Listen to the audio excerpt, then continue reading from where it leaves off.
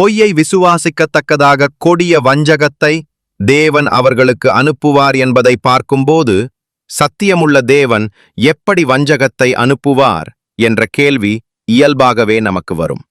தேவன் யாரையும் வஞ்சிப்பதில்லை, வஞ்சிக்க விரும்புவதில்லை.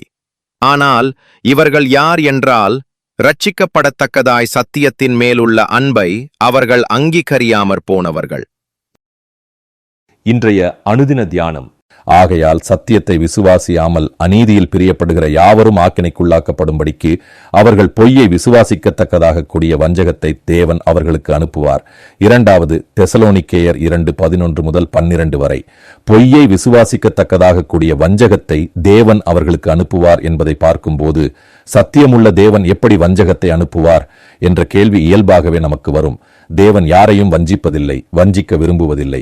ஆனால் இவர்கள் யார் என்றால், இரட்சிக்கப்படத்தக்கதாய் சத்தியத்தின் மேலுள்ள அன்பை அவர்கள் அங்கீகரியாமற் போனவர்கள்.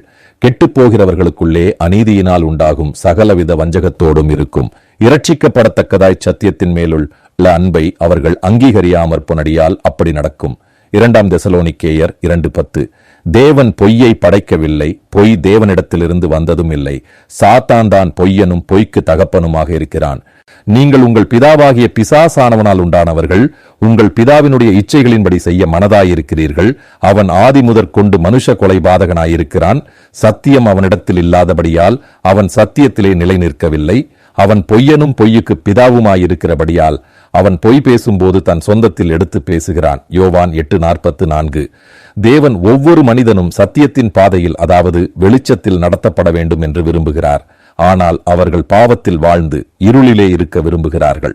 ஒளியானது உலகத்திலே வந்திருந்தும் மனுஷருடைய கிரியைகள் பொல்லாதவைகளாயிருக்கிறபடியினால் அவர்கள் ஒளியை பார்க்கிலும் இருளை விரும்புகிறதே அந்த ஆக்கினை தீர்ப்புக்கு காரணமாயிருக்கிறது. யோவான் 3:19. இப்படி ஒருவன் சத்தியத்தை வேண்டுமென்றே பிடிவாதமாக நிராகரிக்கும் போது தேவன் அவனை வலுக்கட்டாயமாக தடுப்பதில்லை. அவனுடைய விருப்பத்தின்படி அவனுடைய இந்த தீர்மானத்தை தேவன் உறுதிப்படுத்தி அவன் நம்பும் பொய்யிலே அவன் அழிந்து போகும்படி அவனை விட்டு விடுகிறார். இப்பொழுது தேவன் தனது கரத்தை அவனை விட்டு விலக்கிக் கொள்கிறார்.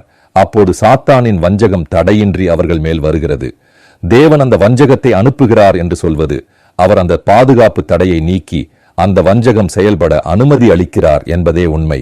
இதுவே வஞ்சகத்தை அனுப்புதல் என்பதன் அர்த்தம். இன்றைக்கும் இவைகள் நடந்து கொண்டுதான் இருக்கிறது.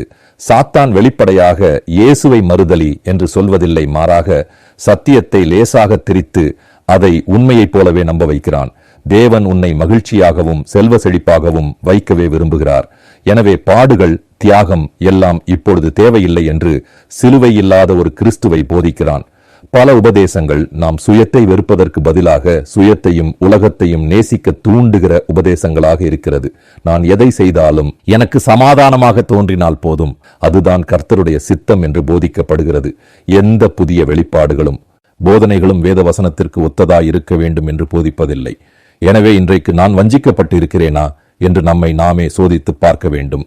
தேவனை அறியும் அறிவை பற்றி கொண்டிருக்க அவர்களுக்கு மனதில்லாதிருந்தபடியால் தகாதவைகளை செய்யும்படி தேவன் அவர்களை கேடான சிந்தைக்கு ஒப்புக் கொடுத்தார். ரோமர் 1:28. கர்த்தராகிய இயேசு கிறிஸ்துவினுடைய கிருபையும் தேவனுடைய அன்பும் பரிசுத்த ஆவியினுடைய ஐக்கியமும் உங்கள் அனைவரோடும் கூட இருப்பதாக. ஆமென்.